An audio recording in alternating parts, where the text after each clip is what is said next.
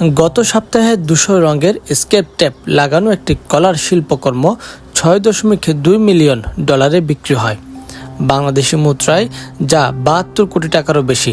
অবাক করা তথ্য হলো, নিউ ইয়র্কের ম্যানহাটন শহরের এক বাংলাদেশি ফল ব্যবসায়ীর কাছ থেকে মাত্র 35 সেন্ট, যা বাংলাদেশি মুদ্রায় 42 টাকায় কলাটি কেনা হয়। এরপর দেওয়ালে স্কেচ টেপের মাধ্যমে সেটে দিয়ে এটিকে দেওয়া হয় শিল্পকর্মের খেতাব। নিলামের মাধ্যমে এই শিল্পকর্ম কলাটি কেনেন চীনা বংশোদ্ভূত ক্রিপ্টোকারেন্সির ব্যবসায়ী জাস্টিন মুন। ওই সময় তিনি জানান, কলাটি তিনি খেয়ে ফেলবেন।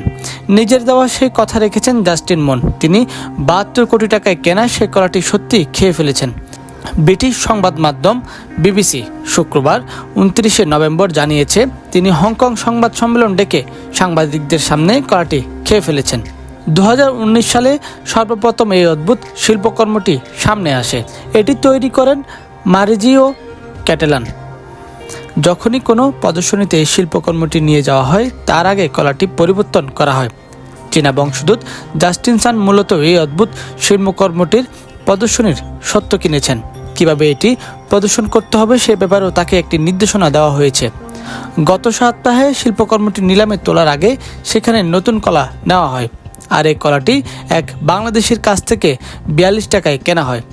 এর আগে এই শিল্পকর্মের প্রদর্শনীতে রাখা কলা খেয়ে ফেলার ঘটনা ঘটেছিল।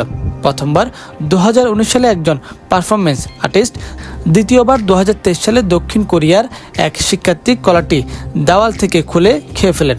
তবে এর জন্য 72 কোটি টাকা তো দূরের কথা, 1 টাকাও তাদের দিতে হয়নি।